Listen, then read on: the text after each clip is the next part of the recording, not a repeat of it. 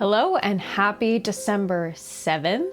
I'm Jess and this is Piano Spun Fiber Arts, and today is the 7th day of the World of Wool Advent Calendar Spin Along. And today I'm very excited for because I know exactly what our bag is about and I'm excited to enjoy it myself. So let's jump right in. So bag number 7 is called Boil 'em, mash 'em, stick 'em in a stew, which of course refers to potatoes. And I have a plate of mashed potatoes for myself that I'm enjoying tonight because who doesn't love potatoes? I don't even care how they're made. Potatoes are always good and they're always a good idea. We can see that our bag is also covered in these cute little potatoes. And we have this kind of yellowish background, so I wonder if we're gonna see some of those creamy kind of yellow colors in this fiber. And I also wonder if there's a fiber that is reminiscent of potatoes, like a plant fiber. I guess we'll find out. Day number 7, boil 'em, mash 'em, stick 'em in a stew, is 40% Kent Romney wool, 40% soybean. That does give like potato vibes to me, and 20% Radnor wool. So this is going to be a very hearty blend, which makes sense because it's a potato. Potatoes may not be the star of the Christmas table, but let's be honest, they're often the unsung hero. Whether they're roasted to golden perfection, mashed to creamy clouds, layer into gratin, or fried into crisp latkes, potatoes play a delicious supporting role in festive meals across the globe. From the UK's beloved roasties, crunch is essential, to buttery mashed potatoes in the US, to the spiced and herbed varieties seen in Eastern Europe and the celebratory latkes of Hanukkah, the humble spud proves itself endlessly adaptable and universally comforting. So I think the Romney and Radnor are gonna be undyed and white wools. Soybean does have that kind of slightly yellowed look. So I'm expecting mostly white with like some stripes or blends of that kind of creamy yellow soybean fiber.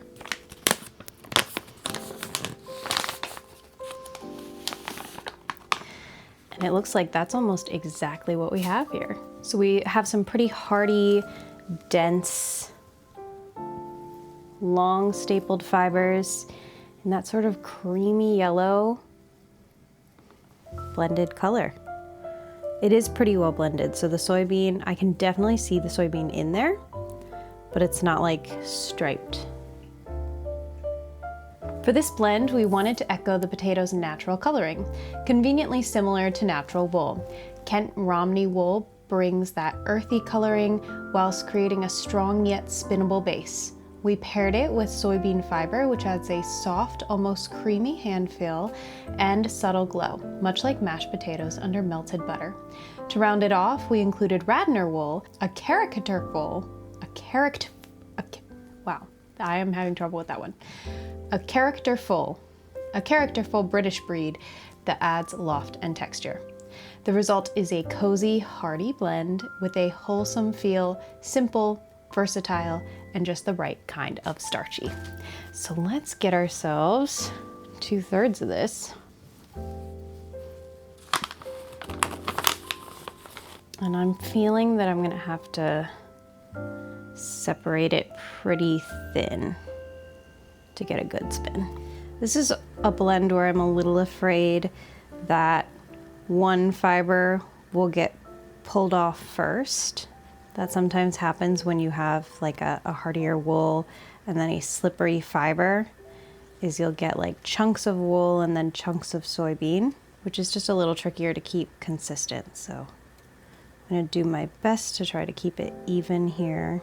We're even getting a slight texture, like a little thick and thin because of what I just explained. But also I'm seeing slight neps. I'm not sure which fiber is adding slight neps, but even that small thick and thin texture is adding to the hearty potato feel. Okay, let's quickly do a plyback test, see what we're looking at. I might be able to, no, that's about right. I was thinking of going thinner just to make sure that I have plenty of yarn, but that's okay. I'd rather get the right yarn than be striving to make those 3 granny squares. So that is just about right, and it should even steam and puff up a little bit more. So I'll continue spinning and I'll see you when it's done. Here's our potato-based yarn. Boil 'em, mash 'em, stick 'em in a stew. Here we got a really thick and thin texture. We've got spots that are way too thin and spots I think that are way too thick. Hopefully that'll all balance out to about our Aran weight yarn. The best way to describe this yarn is hardy. It is a hardy yarn. I would call it a workhorse yarn even, but that's not to say that it's not next to skin soft. It is pretty dense, and parts of it have that kind of rough, woolly texture. So we will see how it looks worked up into our granny squares. And I am a little worried about how much there is. Just looking, you can kind of see through the amount of yarn there is. It just seems a little less than we've had in prior days. So I'm gonna try to get 3 squares out of it. We'll see how it goes. So we did get all 3 squares done for boil 'em, mash 'em, stick 'em in a stew, but only just. I was pretty nervous about this one. This is all the yarn there is left after these are done.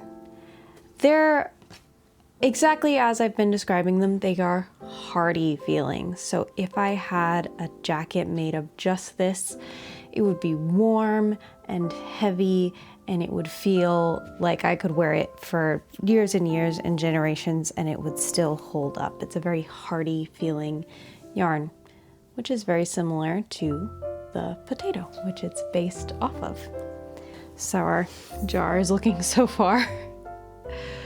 You can see some days we really have plenty left, and others, I mean, barely anything. I will see you tomorrow for day 8. I look forward to seeing what we get.